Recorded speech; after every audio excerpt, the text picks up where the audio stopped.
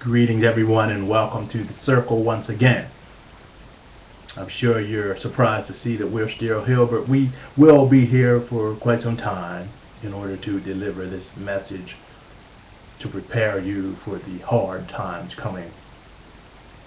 Because unfortunately it seems that hard times are coming for us not only in the United States but all around the world, as we seek to go deeper into an understanding of our true selves and the way that a civilization should be in order to support those who are most vulnerable, such as the poor, the elderly, the working class, and now the middle class.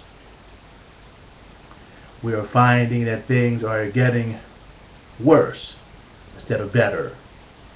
We find that the late 60s were when we as a nation in the United States anyway were at the peak of our civilization. We were at the peak of fairness and justice.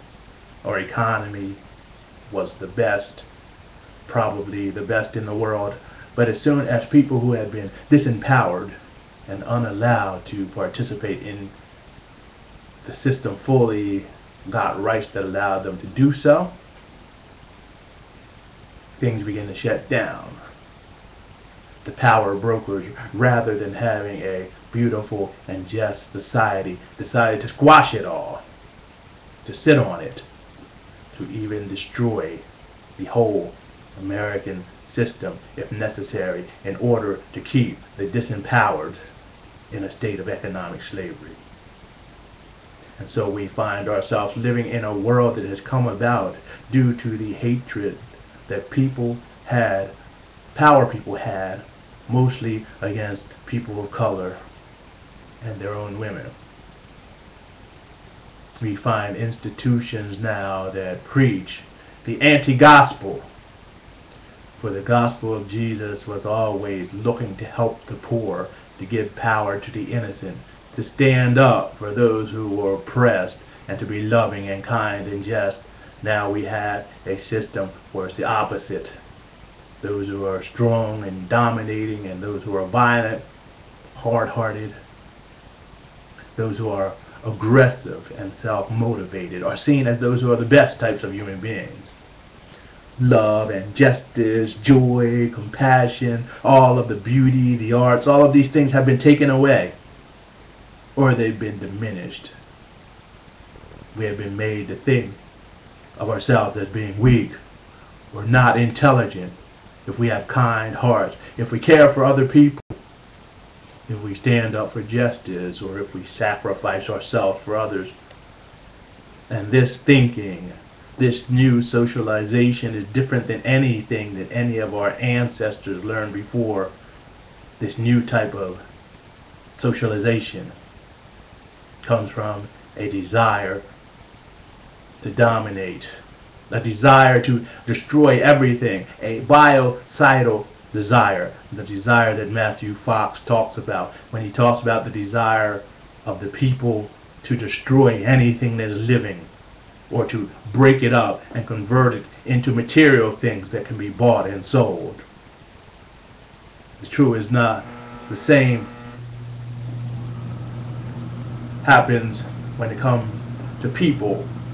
It's not only things that those people want to destroy. It is the human soul. Human beings are supposed to become items.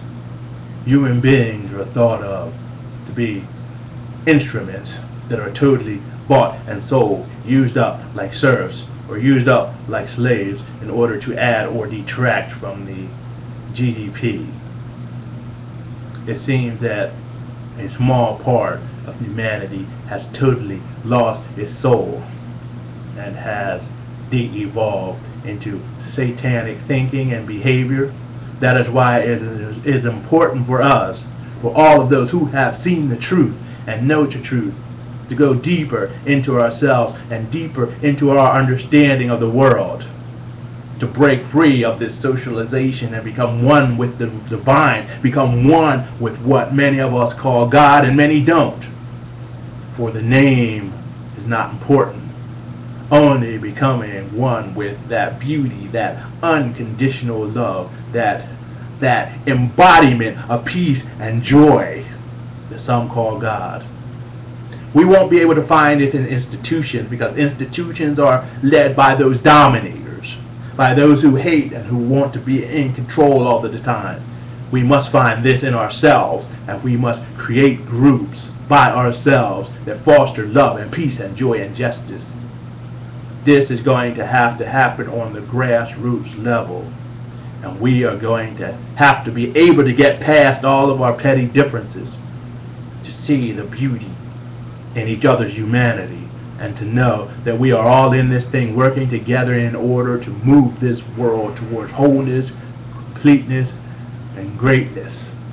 It is our task, it is our pleasure to do this, for we are the hands of God.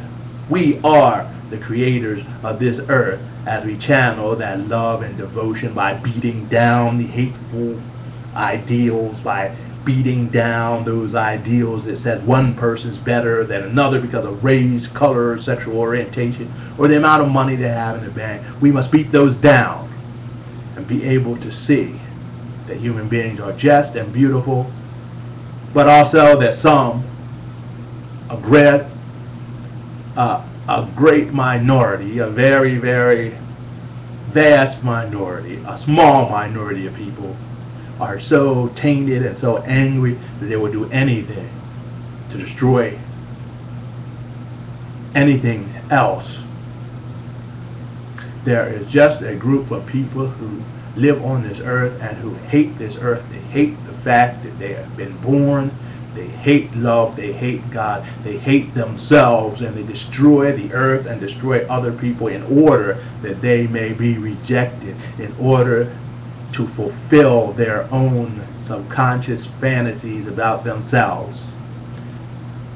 We should feel sorry for this group of people, yes, but the problem, the mistake that the liberal has made throughout history is feeling sorry for these types of people and letting them continue to act out like sociopaths or borderline personalities instead of setting up structures that didn't allow for such behavior. It is time for us not only to claim our power to bring forth love, but also justice, and to claim the strength to shut down such evil people, to make them work in harmony and in unison with the earth, or to exclude them altogether. It is hot now. The weather is hot, yes. It is going up into the hundreds today, but I'm not talking about only the weather. The economy is hot. Everything is getting hot. Everything is getting shaken. Every foundation is falling apart.